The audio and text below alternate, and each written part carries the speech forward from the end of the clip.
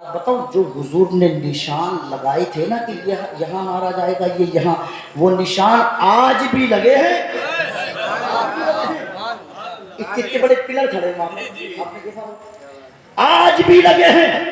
اب عبد الرحمن بن عوف کہتے ہیں کہ میں اسی چیز کو دیکھنے گیا کہ حضور نے عتبہ کا نشان یہاں لگایا، شیبہ کا یہاں لگایا، فلاں کا یہاں لگایا، فلاں کا یہاں لگایا، مگر ابو جہل کا جہاں لگایا تھا، مفتی صاحب بڑے مزے کی بات، ابو جہل کا جہاں نشان لگایا تھا، ابو جہل کا لاشا وہاں نہیں تھا، وہاں نہیں تھا۔ عبد الرحمن بن عوف کہتے ہیں میری غیرت عشق نے اس بات کو ایکسپٹ نہیں کرا، یہ کیسے ہو سکتا ہے کہ نشان مصطفیٰ تو ادھر ہے اور یہ ظالم ادھر کیسے مر گئے، یہ کیسے ہو گیا؟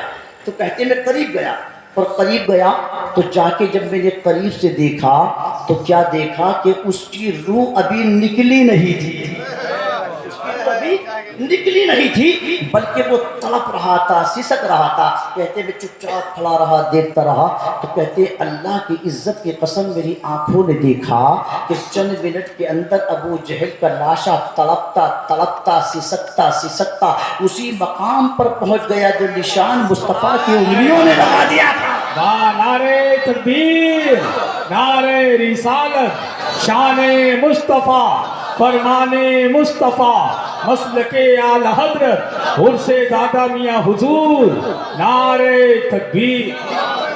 اب میں مسلک اعلی حضرت کی روشنی میں جملہ دیتا ہوں، سنو۔ اسی مقام پر لاشا پہنچا ابو جہل کا، کیوں؟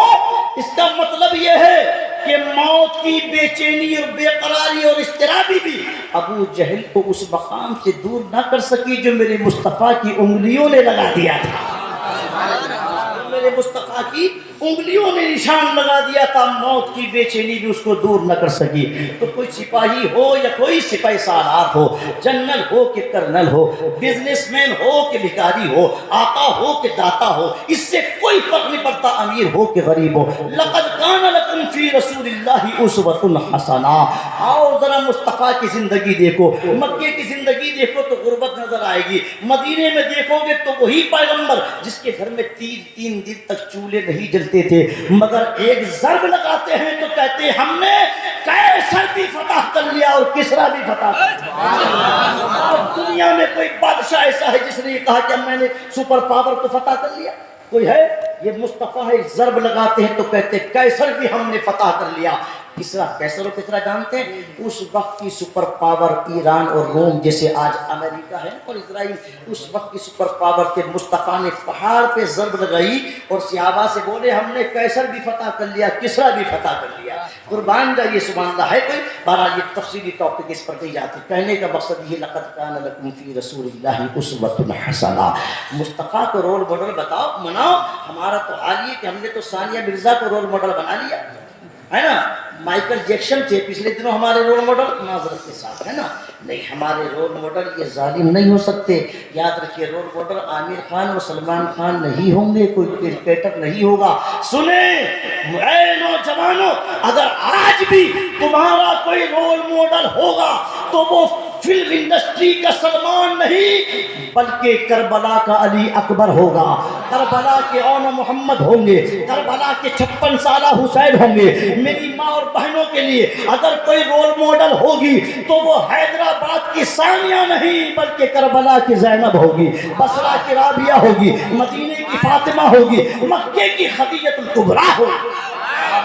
واہ واہ واہ واہ واہ، کیا بات! ان کو فالو کرنا ہے ہم کو، یہ ہے ہماری رول ماڈل۔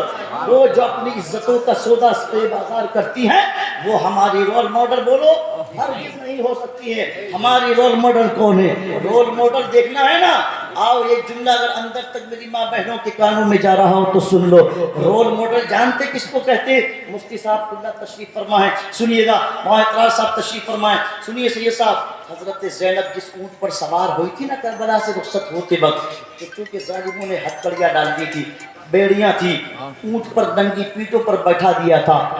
نماز کا وقت جب قریب آیا زینب کی آنکھیں اشک بار ہو گئی، کیا کروں؟ پانی نہیں جو وضو کر لوں، جگہ نہیں تو اتر کے قیام کر لوں، پڑھوں تو کیسے پڑھوں نماز؟ قربان جائیے سیدہ زینب کی یہ تاریخ کا چیپٹر پڑھیے. سیدہ زینب نے اونٹ پر بیٹھے بیٹھے اسی سچویشن میں جو خاک لگی تھی مٹی لگی تھی اونٹ کی پیٹھ پر اسی سے تیمم کر لیا, اسی سے تیمم کیا اور اسی سے تیمم کر کے سیدہ زینب نے عرض کی مولا اگر آزاد ہوتے تو نیچے اتر کے قبلہ رخ ہو جاتے, پروردگار اب جدھر بھی ہمارا رخ ہے تو ہماری عبادت کو قبول فرما. یہ ہے رول ماڈل. وہ 6 برس کی سکینہ ہے رول ماڈل کربلا کی زمین پر, وہ 6 ماہ کا علی اصغر ہے رول ماڈل. یہ ہے ہمارے اور آپ کے رول ماڈل.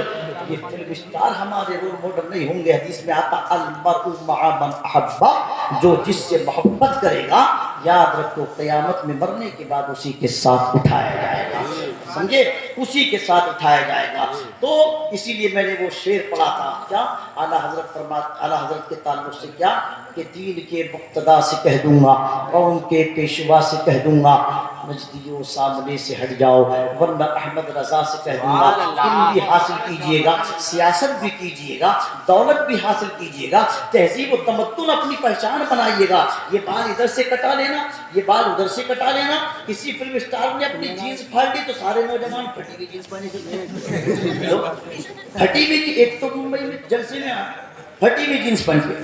ارے اللہ کے بندے تمہاری شان یہ نہیں تھی تمہیں مصطفیٰ کی اداؤں کو فالو کرنا. نبی فرماتے تمہارے لیے دنیا قید خانہ ہے اور یہاں قید خانے سے جو تشبیہ دی ہے وہ اسی بنیاد پر دی ہے کہ تم میری سنتوں کے قیدی بن جاؤ, میری اداؤں کے قیدی بن جاؤ. حضرات علم حاصل کیجیے گا. آپ نے اتنے محبت سے سنا, اتنی محبت سے سنا کہ واقعی آپ نے سننے کا حق ادا کر دیا. اللہ تبارک و تعالی عمل کی توفیق عطا فرمائے. تقریر جو آیت پڑھی تھی میں کر نہ سکا.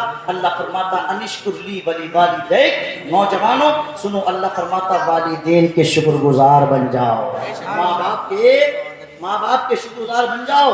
بے شک اماموں کی بھی عزت کرو, علماء کی بھی عزت کرو, ان کے بھی دستبوسی کرو, مگر سب سے بڑے پیر جو ہے نا وہ تمہارے گھر میں بیٹھے, ایک ماں اور ایک باپ, یہ سب سے بڑے امام ہیں, یہ سب سے بڑے پیر ہیں حضرت. پہلے ان کی عزت کرو, ان سے محبت کرو. ساری دنیا کے علماء پیر فقیر مل کے دعا کر دیں تو گارنٹی نہیں کہ قبول ہوگی, مگر ماں کے ہاتھ اٹھیں. نبی فرماتے جس ماں باپ کے بال سفید ہو جائیں پھر وہ اولاد کے حق میں دعا کریں تو ایسی ہے کہ جیسے نبی کی دعا امتی کے حق میں ہوتی ہے.